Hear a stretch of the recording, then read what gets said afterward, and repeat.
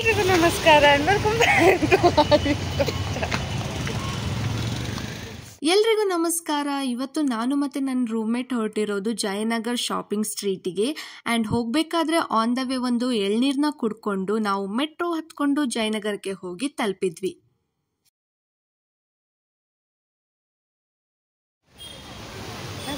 ನೀರು ತಗೊಂಡಿದ್ದಕ್ಕೆ ಬಿಲ್ ಕೊಟ್ಟಿದ್ದಾರೆ. ಸುಮ್ಮನೆ ಒಂದು ಪೇಪರ್ ವೇಸ್ಟ್ ಆಯ್ತಲ್ಲ ಪೂಜಾ.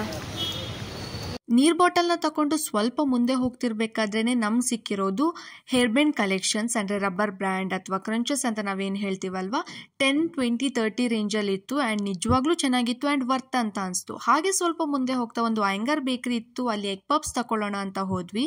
ಬಟ್ ಅಲ್ಲಿ ಎಗ್ ಪಪ್ಸ್ ಇರಲಿಲ್ಲ, ಹಾಗಾಗಿ ಬ್ರೆಡ್ ಸ್ಯಾಂಡ್ವಿಚ್ನ ತಗೊಂಡು ಅಲ್ಲೇ ಪಕ್ಕದಲ್ಲಿ ಒಂದು ಜ್ಯೂಸ್ ಸೆಂಟರ್ ಇತ್ತು, ಅಲ್ಲಿ ಜ್ಯೂಸ್ನ ಕುಡ್ಕೊಂಡು ನಮ್ಮ ಒಂದು ಶಾಪಿಂಗ್ ಜರ್ನಿನ ಶುರು ಮಾಡಿದ್ವಿ. ಶಾಪ್ಸ್ ಎಲ್ಲುಂಟಂತ ಮಾತ್ರ ಗೊತ್ತಿಲ್ಲ. ಇನ್ನು ಇದು ವಿಂಟರ್ ಸೀಸನ್ ಆಗಿರೋದ್ರಿಂದ ವಿಂಟರ್ ಕಲೆಕ್ಷನ್ಸ್ ಅಂತೂ ಸಿಕ್ಕಾಪಟ್ಟೆ ಇತ್ತು. 250, 300 ರೇಂಜಸ್ಸಲ್ಲೆಲ್ಲ ಜರ್ಕಿನ್ ಶುರು ಆಗ್ತಿತ್ತು. ಆ್ಯಂಡ್ ಈ ಬ್ಯಾಗ್ ಸಮೇತ ತುಂಬ ಚೆನ್ನಾಗಿತ್ತು. ಬಟ್ ಅಲ್ಲಿ ಯಾರೂ ಶಾಪ್ ಕೀಪರ್ ಇರಲಿಲ್ಲ, ಹಾಗಾಗಿ ರೇಟ್ ಏನು ಅಂತ ಕೇಳಲಿಕ್ಕಾಗಿರಲಿಲ್ಲ. ಆ್ಯಂಡ್ ಹಾಗೆ ಮುಂದೆ ಹೋಗ್ತಾ ಹೋಗ್ತಾ ನಮ್ಗದು ನಾವು ಶಾಪಿಂಗ್ ಮಾಡ್ಲಿಕ್ಕೆ ಬಂದಿದ್ದೀವೋ ಅಥವಾ ತಿನ್ನೋಕೆ ಬಂದಿದ್ದೀವೋ ಅಂತ, ಯಾಕಂದರೆ ಅಷ್ಟೊಂದು ತಿಂಡಿ ತಿಂದುಬಿಟ್ಟಿದ್ವಿ. ಬಟ್ ಈ ಗೋಬಿ ಮಂಚೂರಿ ಅಂತೂ ನಿಜವಾಗ್ಲೂ ಚೆನ್ನಾಗಿತ್ತು ಅಂತ ಹೇಳ್ಬೋದು. ಹಾಗೆ ಮುಂದೆ ಹೋಗ್ತಾ ಇಯರ್ ಕಲೆಕ್ಷನ್ಸ್ ಅಂದರೆ ಜ್ಯುವೆಲರ್ಸ್ ಕಲೆಕ್ಷನ್ಸ್ ತುಂಬಾ ಇದ್ವು.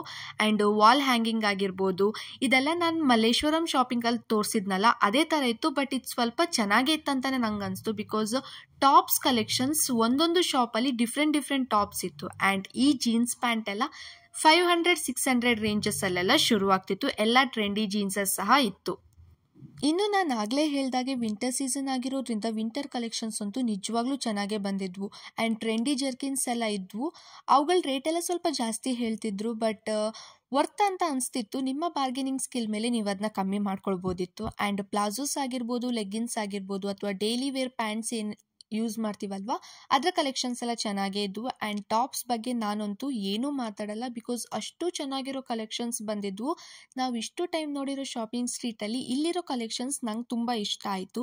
ಆ್ಯಂಡ್ ಶಾರ್ಟ್ ಕುರ್ತೀಸು ಹಾಗೆ, ಇವೆಲ್ಲ 300 ರೇಂಜ್ ನಾನಿವಾಗ ತೋರಿಸ್ತಿರೋದು, ಇವೆಲ್ಲ ಶಾರ್ಟ್ ಕುರ್ತೀಸ್. ಬಟ್ ನೀವು ಮಾತಾಡಿ ಬಾರ್ಗೇನ್ ಮಾಡೋದ್ರಿಂದ ಸ್ವಲ್ಪ ಕಮ್ಮಿ ಮಾಡ್ತಾರೋ ಅವರು. ಆ್ಯಂಡ್ ಇಲ್ಲಿ ತೋರಿಸ್ತಿರೋ ಟಾಪ್ಸ್ ಎಲ್ಲ 250 ರೇಂಜಲ್ಲಿದ್ವು. ಆ್ಯಂಡ್ ಚೆನ್ನಾಗೇ ಇದ್ವು. ಶಾಪಲ್ಲಿ ನೀವು ಪರ್ಚೇಸ್ ಮಾಡೋದಾದರೆ 400, 500 ರೇಂಜ್ ಹೇಳ್ತಾರೆ. ಇಲ್ಲಿ 250 ಕೊಡೋದು ವರ್ತ್ ಅಂತ ನಂಗೆ ಅನಿಸ್ತು. ಆ್ಯಂಡ್ ಇಯರಿಂಗ್ಸ್ ಕಲೆಕ್ಷನ್ಸು ಚೆನ್ನಾಗೇ ಇದ್ವು. ಬಟ್ ಬೇರೆ ಶಾಪಿಂಗ್ ಸ್ಟ್ರೀಟಿಗೆ ಕಂಪೇರ್ ಮಾಡಿದ್ರೆ ಇಲ್ಲಿ ಸ್ವಲ್ಪ ಜಾಸ್ತಿ ಅಂತ ನಂಗೆ ಅನಿಸ್ತು. ಆ್ಯಸ್ ಯೂಶ್ವಲ್ ಎಲ್ಲ ಶಾಪಿಂಗ್ ಸ್ಟ್ರೀಟ್ ಥರ ಇಲ್ಲಿ ಕೂಡ ಹೆಣ್ಮಕ್ಳ ಬಟ್ಟೆ ಶಾಪೇ ಜಾಸ್ತಿ ಇದ್ವು. ಒಂದು 90% ಹೆಣ್ಮಕ್ಳ ಐಟಮ್ಸೇ ತುಂಬ ಹೋಗಿದ್ವು. ಆ್ಯಂಡ್ ಕಲೆಕ್ಷನ್ಸ್ ಅಂತೂ ನಿಜವಾಗ್ಲೂ ಚೆನ್ನಾಗಿತ್ತು. ಒಂದು ಶಾಪಿಂದ ಇನ್ನೊಂದು ಶಾಪಿನ ಕಲೆಕ್ಷನ್ಸ್ ತುಂಬ ಡಿಫ್ರೆಂಟ್ ಆಗಿದ್ವು. ಎಲ್ಲೋ ಕೆಲವೊಂದು ಅಂಗಡಿಗಳಲ್ಲಿ ಮಾತ್ರ ಸೇಮ್ ಕಲೆಕ್ಷನ್ಸ್ ಸಿಕ್ಕಿದ್ವು ನನಗೆ ನೋಡಲಿಕ್ಕೆ. ಇನ್ನು ಮಕ್ಕಳ ಬಟ್ಟೆ ಸೆಕ್ಷನ್ಸ್ ಕೂಡ ಅಷ್ಟೇ ಚೆನ್ನಾಗಿದ್ವು. ಹಾಗೆ ಮುಂದೆ ಹೋಗ್ತಾ ಹೋಗ್ತಾ ನಮ್ಗೆ ಸಿಕ್ಕಿದ್ದು ಹೋಮ್ ಡೆಕೋರ್ ಐಟಮ್ಸ್ ಶಾಪ್ಸ್ ಎಲ್ಲ. ಇಲ್ಲಿ ತುಂಬ ಚೆನ್ನಾಗಿರೋ ಕಲೆಕ್ಷನ್ಸ್ ಬಂದಿದ್ವು. ಆ್ಯಂಡ್ ನೋಡೋಕ್ಕೂ ಚೆನ್ನಾಗಿ ಅನಿಸ್ತಿತ್ತು. ಆ್ಯಂಡ್ ಕ್ರಿಸ್ಮಸ್ ಸೀಸನ್ ಆಗಿರೋದ್ರಿಂದ ಕ್ರಿಸ್ಮಸ್ ಟ್ರೀ ಆಗಿರ್ಬೋದು, ಅಥವಾ ಟ್ರೀ ಡೆಕೋರೇಟಿವ್ ಐಟಮ್ಸ್ ಆಗಿರ್ಬೋದು, ಲೈಟಿಂಗ್ಸ್ ಆಗಿರ್ಬೋದು, ಈ ರೀತಿ ಸಾಕಷ್ಟು ಐಟಮ್ಸ್ ಇಲ್ಲಿದ್ವು. ಆ್ಯಂಡ್ ಈ ಪ್ಲೇಸ್ ಎಲ್ಲಿ ಬರುತ್ತೆ ಅಂದರೆ ನನಗೆ ಎಕ್ಸಾಕ್ಟ್ ಲ್ಯಾಂಡ್ ಮಾರ್ಕ್ ಗೊತ್ತಾಗ್ತಿಲ್ಲ ಇದು ಹೇಗೆ ಹೇಳೋದು ಅಂತ. ಆ್ಯಂಡ್ ಇಲ್ಲಿ ಬ್ಯಾಗ್ಸ್ ಕಲೆಕ್ಷನ್ಸ್ ಅಂತೂ ನಿಜವಾಗ್ಲೂ ಚೆನ್ನಾಗಿತ್ತು. ನೀವು ಇಲ್ಲಿ ನೋಡ್ತಿದ್ದೀರಲ್ವ, ಹೀಗೆ ಸ್ಟ್ರೈಟ್ ಹೋಗಿ ಲೆಫ್ಟ್ ತಗೊಂಡ್ರೆ ನಮ್ಗಲ್ಲಿ ಒಂದು ಚಪ್ಪಲ್ ಕಲೆಕ್ಷನ್ಸ್ ಎಲ್ಲ ಇರುತ್ತೆ, ಸ್ಯಾಂಡಲ್ ಕಲೆಕ್ಷನ್ಸ್. ಅಲ್ಲಂತೂ ನಿಜವಾಗ್ಲೂ ಚೆನ್ನಾಗಿತ್ತು. 250ಗೆ ಡೈಲಿ ವೇರ್ ಚಪ್ಪಲ್ಸ್ ಎಲ್ಲ ಇತ್ತು. ಆಫ್ಕೋರ್ಸ್ ಹೆಣ್ಮಕ್ಳ ಕಲೆಕ್ಷನ್ಸ್ ಇದ್ವು ಅಲ್ಲಿ ಕೂಡ. ಆ್ಯಂಡ್ ಚೆನ್ನಾಗಿತ್ತು ಅಂತ ನಂಗೆ ಅನಿಸ್ತು. 250ಗೆ ವರ್ತ್ ಅಂತ ಅನಿಸ್ತು. ಇನ್ನು ಇಲ್ಲಿ ಫಿಕ್ಸ್ಡ್ ರೇಟ್ ಇತ್ತು ಎಲ್ಲ ಚಪ್ಪಲ್ ಕೂಡ. ಆ್ಯಂಡ್ ಅವರು ಬಾರ್ಗೇನ್ ಮಾಡಲಿಕ್ಕೆ ಕೇಳಿರಲಿಲ್ಲ. ಬಟ್ 250 ಆಗಿರೋದ್ರಿಂದ ಸರಿ ಅಂತ ಹೇಳಿ ಪರ್ಚೇಸ್ ಮಾಡಿದ್ವಿ. ಆ್ಯಂಡ್ ಹಾಗೆ ಸ್ವಲ್ಪ ಮುಂದೆ ಹೋಗ್ತಾ ಈ ಟಾಪ್ ಸಿಕ್ತು.